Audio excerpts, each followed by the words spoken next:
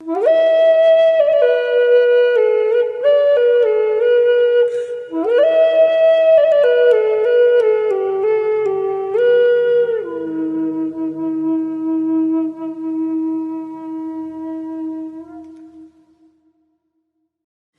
to Inspirational Transformational TV show. Amy Whitney here today with my very special guest, Stanley Wojtecki. It is one of the biggest honors of my life to have the opportunity to introduce Stanley to you. His story that he shares is by far one of the most moving stories I've ever heard, one of the most incredible stories, definitely one of the most inspirational stories. Stanley is the biggest hero I've ever met. He has one of the kindest hearts, and it's difficult for me to even start to summarize him because it brings tears to my eyes. It was a real joy to have Barbara, his daughter, join us for the interview. And so without further ado, be prepared to be inspired. Here's Stanley Wojtecki.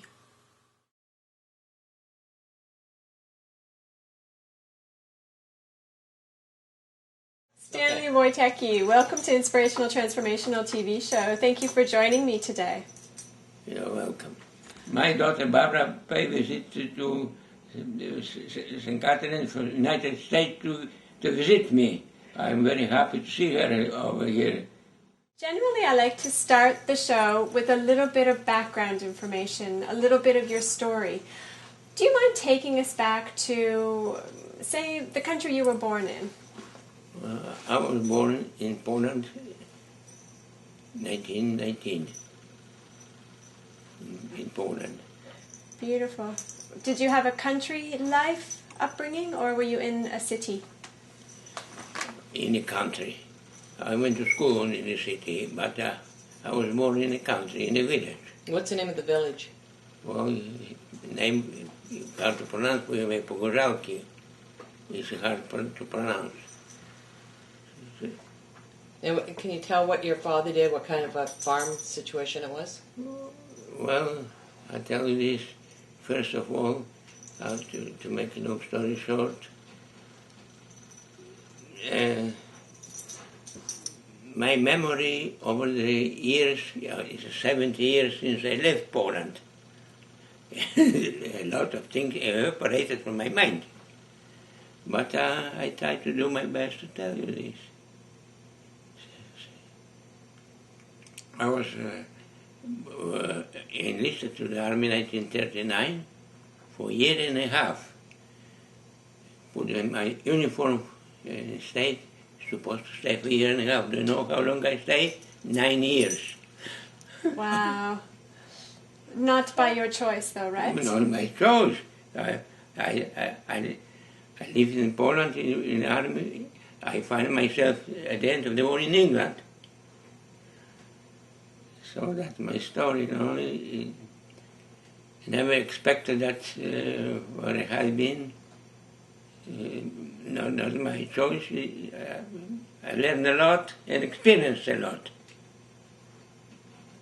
So when the war broke out, I never expected that it would be a war of this kind, but it was. So in a matter of no time, a Polish army was disintegrated with the other German south. We have to retreat eastward. Meantime, the Russian army attacked Poland from the east, and I had a choice: either we surrender to Germans or Reds, because we tried to get to Romanian border and to get somehow in touch with British. But it was too late. I was captured by Russians. And where did you go from there? Well, I tell you this, captured Russian was in western Russia. But when the Germans was gaining upper hand, so the Russian army retreated eastward, and they're taking us with us. Germans used tanks and mechanical vehicles. We wanted food. So in a matter of maybe 3 weeks, halfway between River Dnieper and we were marching 1,000 people, prisoner of war, 4 abreast, and there was 3 German planes flying and passed us. Well, they were cheeky, they didn't fly very fast, very high. And one of them came from the formation apart, turned around, lowered down, and we were not allowed to disperse. You have to live in a column. The guard was left on the right, and so, and they drop anti-personnel bomb.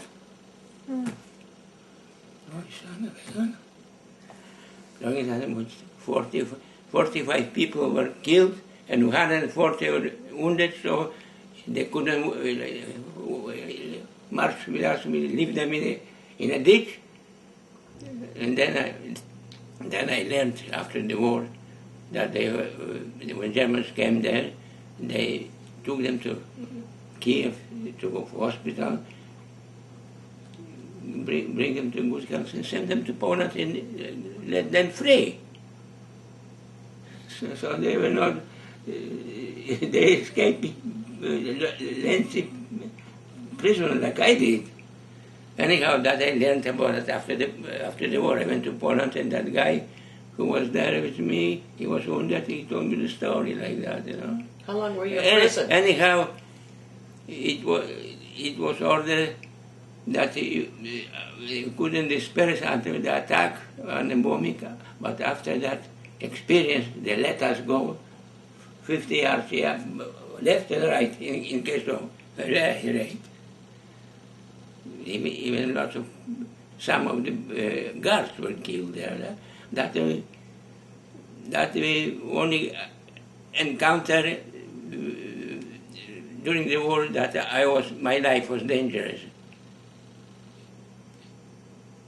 A guy next to me, Mexican fort, he died immediately. He got out. I was next to him. I was had only shrapnel, not in my body, but in my clothes, and there was books and papers embedded that. So I was lucky, very lucky. Wow. So did you feel like you were protected for a reason to survive all that? Do you feel like there was a purpose? Protected? Yeah. Why do you think that you were you survived that attack and your fellow men didn't? When the anti-personnel bomb came down, when the air raid was over, there was some of them didn't explode lying on asphalt. Maybe they brought about 50 bombs. Not very big anti-personnel. Some of them exploded, so the bomb killed whatever it close. I was happened to be close, but not close enough. Just luck. Well, that since then we are starting march right River Dnieper, and then there was a railway bridge that's only for trains, but they put some boards and people walked, and I seen the peasant put their cattle on the other side and everything, because Germans, within maybe 2-3 days were Germans there, and then put us on a train to go to the deep to Russia on a train, on a goods train. And there was when we went standing in the station, there was the last air raid. Last one, you know. Nobody was killed, but some of them wounded, you know. And we went to east, and the war with Russia was over for me. I lost contact because on a train, you know, going for east, and the Germans were going tanks. So they took us to the eastern Ukraine. What's the name of that town? Anyhow, there was a Russian, Ukrainian, like a cathedral. Mm-hmm. And the communists changed it to a prison. Wow. But when they went there, there was empty. And there were 3 layers of shelves for sleeping and so on, and some names that were living there. Do you know, after the war, what I learned? That before we came there to that cathedral, they were Polish officers, and the communists, night after night, shipments to cutting and executed them, all of them. When we went there, the cathedral was empty. Mm. That's one episode. And Russian army was retreating, and in a dire shape, bad shape. So Polish General Sikorski, he was in charge in Polish forces in England, went to Moscow to Stalin and made agreement that Polish prisoners of war should be given freedom, give arms and fight Germans. And Stalin liked that. He said, yes, yes. So they opened the gates, the Russians. The band was playing Polish national anthem in March to freedom. Wow. But the freedom only from the prison. While in the army, freedom is limited because you can go nowhere unless you get permission. Mm. But at least we are free. That's a great thing. And since from there they shipped us to a place called Kazakhstan. Mm. Kazakhstan is a big country, as big as Europe without Russia. Mm. So on the east, it was bordered with China. On the west, it was Caspian Sea, very large. And it was semi-desert, not rich. On the northern side, there was grass and so on, good for agriculture, the rest of them desert. And we stayed there in a camp for one winter. The Russians, they knew how to survive winter. When we went there, they was ready. They dig a hole in the ground, a pit. They put some boards and branches and there, and we spent the rest of the winter there. It wasn't that bad, of course. That was branches from a tree. Not enough, so you don't sleep on the ground. And then they decided that the Polish people, Polish army should be sent down south for better climate. And that was, I think, the greatest mistake they ever made. They sent us to a place called Uzbekistan. Where is Uzbekistan? Uzbekistan, on the southern border was Afghanistan. Oh. And eastern border was Himalayan mountains and Caspian Sea on the west. So it's a big country, but it was a semi-desert country. Mm. So it's a Muslim country, you know. Yes. And we stayed there, and everybody figured out that it's nice, it's warm, it's February, there's snow, everything. And when spring came, very warm, things started changing. The people started getting sick, epidemic, because people was tired and hungry, and exhausted, and heat on the top, and dysentery, typhoid, name it, it was there. And started dying. Yes. Oh, there was a little cemetery we made ourselves from what was 100 feet by 200 feet. So they dying so fast. There was one coffin on hinges, and we dig the graves at night. It was so hot, and all the funeral put the body there and buried. When after maybe 8 months, when we moved from there, that cemetery was full.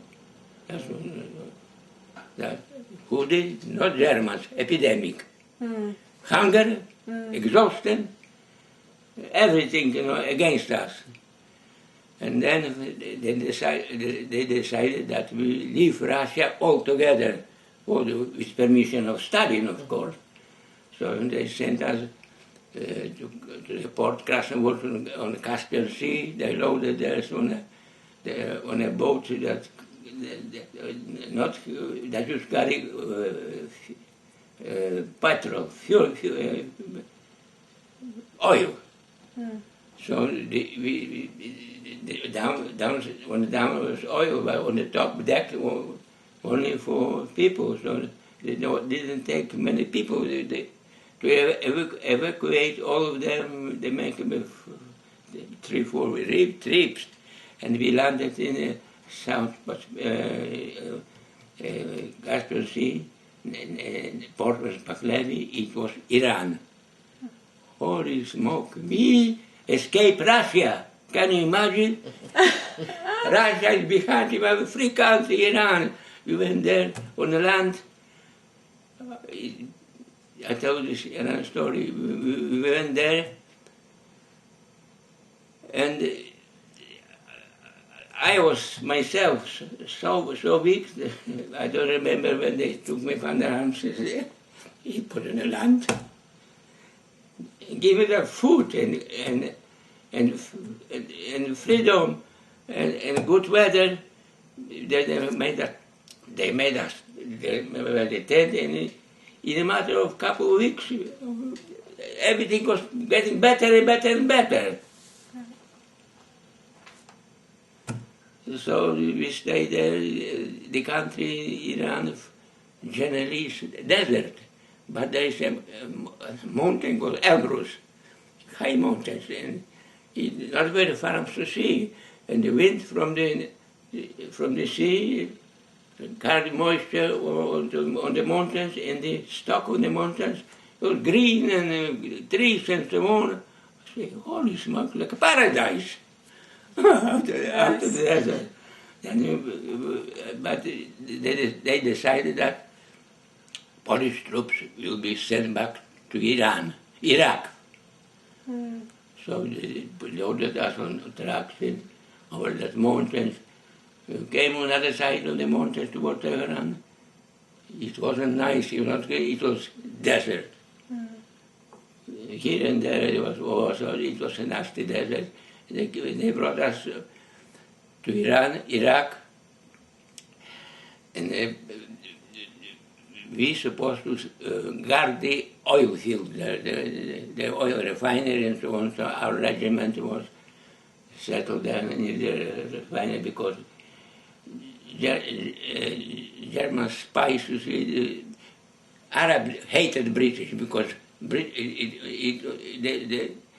Britain treated them as a conquered people, not that. The British colony. So they hated it. It was easy material for Germans to produce hate for British and make an uprising.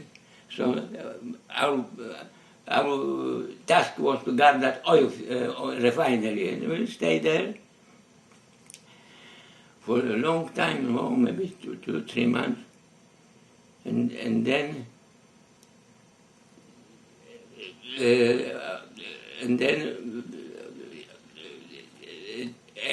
order came from London. They were short of air crew. And they order, and they say anybody who volunteers for Air Force to train as an Air Force crew, you can raise your hand. I raised the hand. and I say, well, that won't open in front of me. From Iraq, across the desert, we went to Transjordania, and at that time there was no Israel, there was at that time Palestine, and to the port of Haifa, on the Mediterranean. From there, after maybe a week of there, we boarded a train and went across Palestine right to all the country west to Egypt, on the other side of Suez Canal. Because we wanted to go to Britain, but in the Mediterranean it was closed for shipping because German Air Force. So Suez Canal was closed too, because the traffic was there, and German bombed and sank a lot of ships. So they give us a right to the port of Suez, on the Red Sea, to wait for transport to England.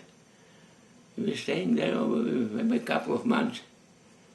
Eventually, order came in a big ship, Ile-de-France. It was a French passenger ship that had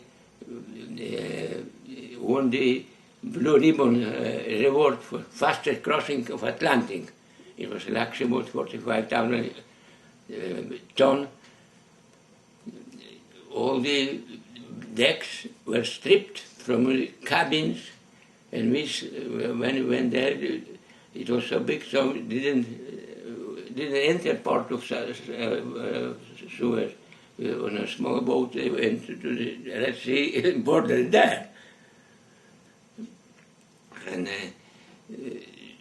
they stripped the furniture. It was a luxury. We slept in hammock, or sleep on the floor.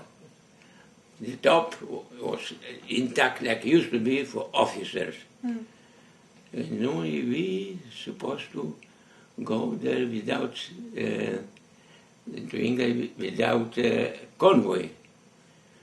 So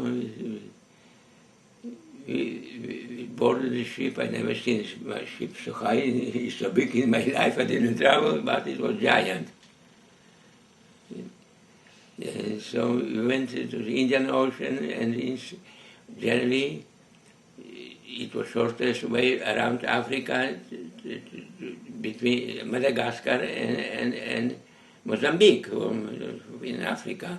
But the Japanese U-boats patrolling the services, they sailed far to the east and bypassed that place and went to the place called Durban. It's the port on the Indian Ocean.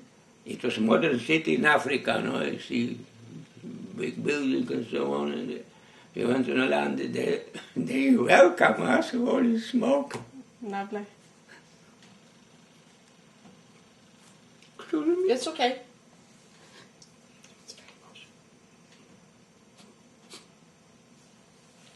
You're doing a great job, Dad. Is this in Africa? Yes, Durban's in Africa.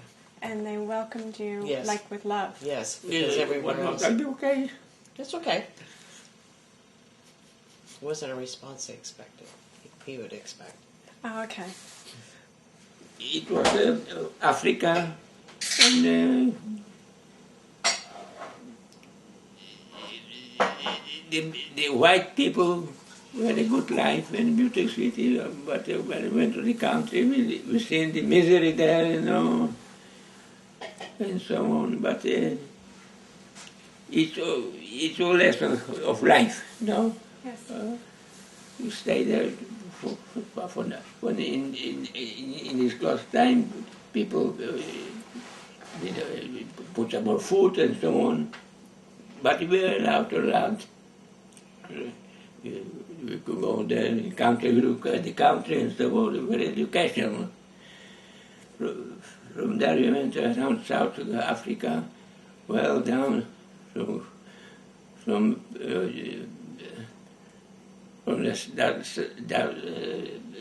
very down south to Hawaii, because a lot of shipping through there, and Japanese close to the land when most of the traffic was.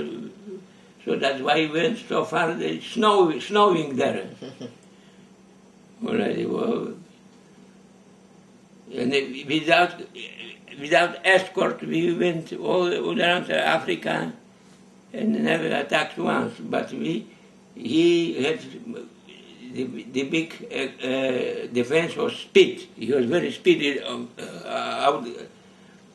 Speed better speed than U-boat. From there we went went to the Atlantic Ocean and sailed across without any accident to Brazil, to South Africa. Wow. Why? Because it's a military transport, and they had some military business there, which they didn't disclose that, nobody knows. But well, went to Rio de Janeiro, Brazil, but we are not allowed to land. Why? Because Brazil was neutral and it was military transport. So I seen Rio de Janeiro from the ship, you know, the panorama and so on. Yeah. And from there, I think so, I was bitten by a mosquito, because on the way back to West Africa, I don't remember nothing. I was in the hospital. Oh my goodness. We went to Sierra Leone, Port Freetown, so I also there recovered. So malaria? It was equatorial territory. It was nice, green. It's a British colony, Sierra Leone. And from there, we didn't stay long there. When I remember at the entrance to the port, there was shallow sea near the, so there was a lot of masts. The boats were sunk on the mast sticking out. The U-boats were going around the entrance, you know. So I figured out, well, it was dangerous water, but from there they took the course north and around the island went to Scotland and landed in England. That, in England, we went to a place called Blackpool. There were headquarters for the RAF, and they got a new uniform and so on, and became airmen. Like that? Airmen in training. Okay. And from there we waiting for a call to school, to pilot school. And each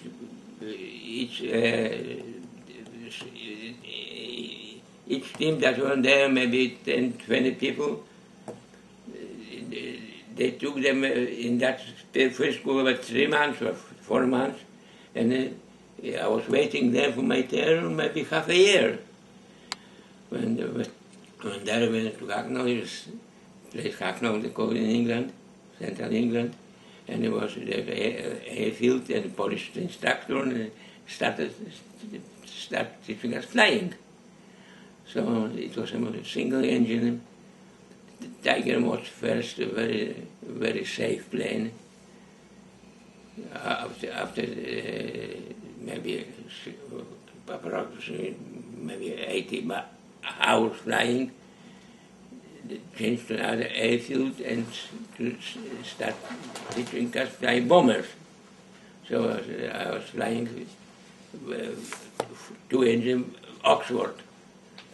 And everything was good, something I don't know what happened. Once at daytime, I had programmed night flying at daytime, so they had very dark glasses. At night, look at the horizon, skies look like night. And a guy who used to fly came from the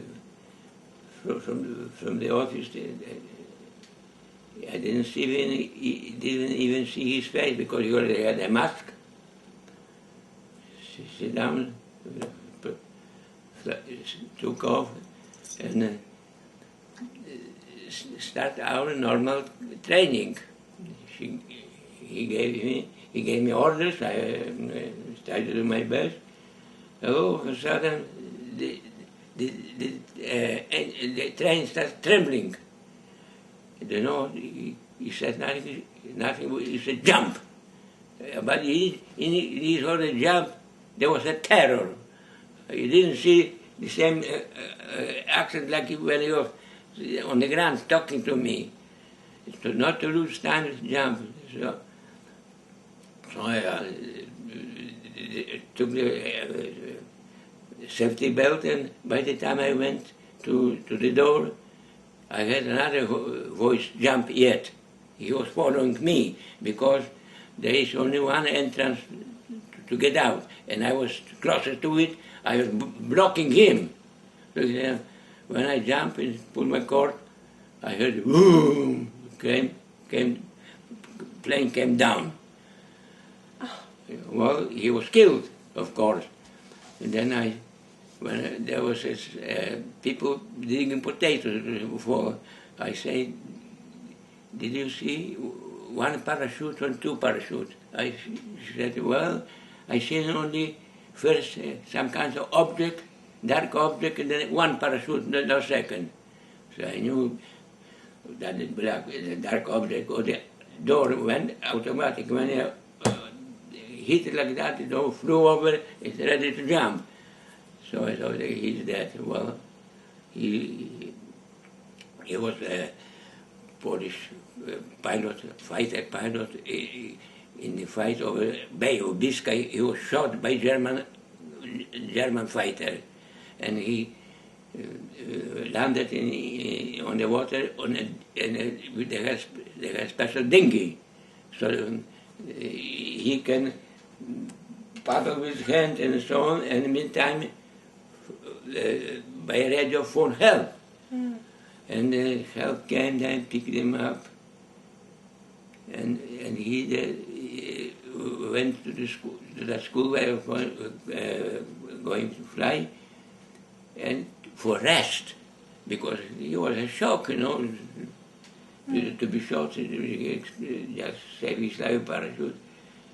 And when I went there, and he came out to fly with me, I know only his name, but I never seen his face till he died. He was married to a British girl, got two kids, and survived many flights against Germans, and he lost his last such a stupid flight like with me. So it was hard to swallow. And after that, they gave me a chance to settle at least for 1 month, attend only lessons but not fly. After months they allowed me to fly again, but I wasn't the same as before. I was nervous. Anything unusual, trembling or something, just on my mind. Anyhow, the war was over in Europe after the day, you know. So they train us to say to fight Japanese. First thing, they give us recognition of Japanese planes. So we figure out, well, eventually they send us east to the Japanese front. And after a while, maybe a month or so, atomic bomb came there on Japan, and the war was over. Holy smoke! What a good news! Good, you are free. Yes. Go, war is over. Well, what should do with the Polish people? There's a big army, you know, several divisions, you know. So they gave an option. They can return Polish, ex-Polish troops to Poland, whoever wants, who doesn't want to go there, settle down in Britain, or emigrate. And I didn't want to go to Poland because Poland is already under communist rule again, you know. A lot of people refuse, but you have to go somewhere, you know. They opened up trade school and so on, but it was a funny, no, I attended there, but you can't learn knowledge in a matter of a few months, you have to have a few years. So I quit, and on my own find a job in London as a cabinet maker, because in Poland I finished vocational school, and my trade was cabinet maker. So I started working and I was doing pretty good. And then Korean War broke out, and 1 year, second year, it's getting bigger and worse, and nastier and bigger. I talked to my friend Joe Kasich, so you better get out from Britain because maybe Third World War is coming. So we went for a walk in London, and we were passing Canada House on Trafalgar Square. I said, let's go inside for information. We went there, there was the reading room, there was information, some pamphlets and so on. And I went to the table and asked the workers in that embassy about chances to go to emigrate to Canada, because it was Canada House, that place was called. And he said, what can you do? I said, well, I tried to be cabinet maker, but I didn't do nothing for 9 years. I didn't have much practice. Anyhow, he was a very kind of nice guy. He said, well, cabinet making, I think so. He's pretty good in Canada. He encouraged me. And I and my friend Joe made application, and they accepted. Wonderful. Well, I came to Canada. Wait, tell how you who came first and how you decided who was going to come to Canada first to see if it was a good place to live. Remember, you flipped the coin, and whoever went first wrote a letter back saying, "Oh, that's good." Oh, well, that's I and my friend went to Canada House and made application at the same time. At the same time, and now they all immigration office checked the people who I'm going to admit. Maybe they are rough people, you know. So they checked, and Joe Lukasik, my friend, application was looked after first, and he went to Canada, and I was left behind. And then my wife became pregnant, but that's Barbara, and no answer. So I say, well, if Barbara be born in Canada, in England, I am not going. but eventually it came. So I went to Canada, joined my friend, and we were together all the time till his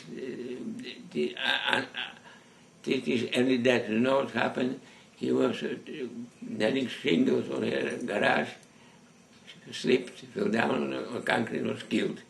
I lost a They're friend. both in their 80s up there. After all those years. Mm. Well, that's Canada, and how I feel. It's the best country I've ever seen, ever been. I feel good here. Mm. Wonderful. One thing you have to tell about your job as a cabinet maker. When he had that job, they asked. You told me this last night, and I knew he worked for this company, but Yeah, they did work for the royal family. Oh, And he was picked, and he was the worker. You see, We have pictures of what he did. That's amazing.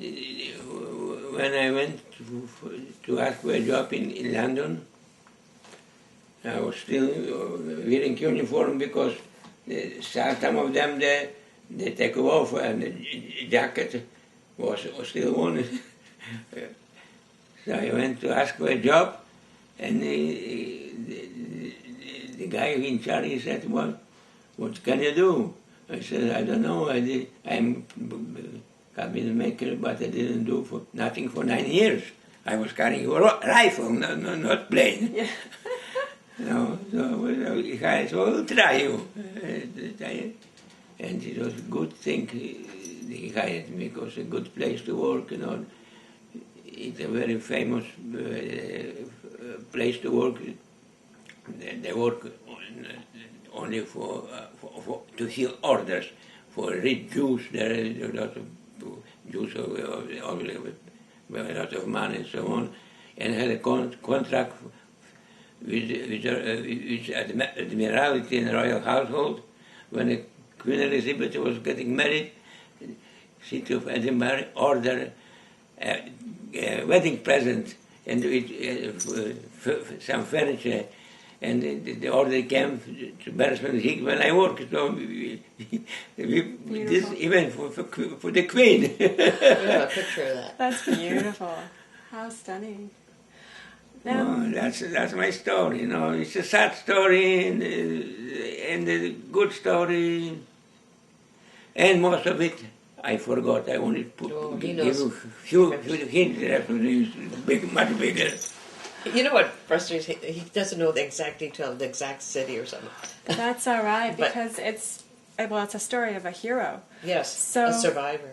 Totally. And so can you tell what was within you? What kept you together through all of those years in the army as a prisoner? What inspired you to keep going? What inspired me to do what? To survive, Keep going, to keep survive. going. You were a survivor. You just, every step you seem to make it to the next step. Well, I was waiting the end of the war. I had enough of it. Enough.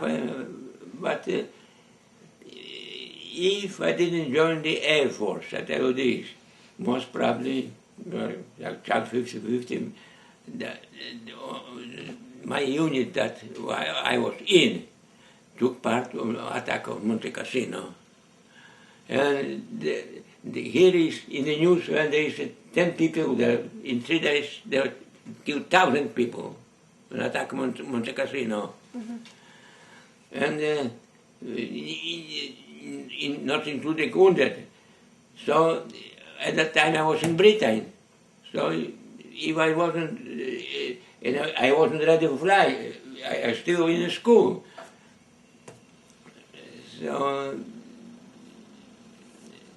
it was luck. It was luck. I think it was more than luck, Dad. You're very blessed. Yes, you're a very religious person, and he pray and church and everything means a lot to him. Every Sunday we go to church, and I think he says his own, and I think that helps helps too. And he is such an honest, good man. I can see Oh, that. he is. I said, you're such an honest, good man.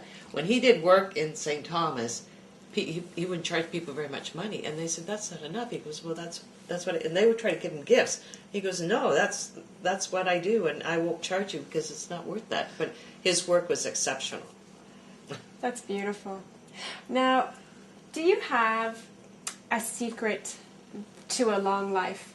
You often hear people ask that question when they hit 100. But I'd like to know, what has allowed you to live for these years? I tell you, if I can't answer for that because I never expected to live to 92. I never expected.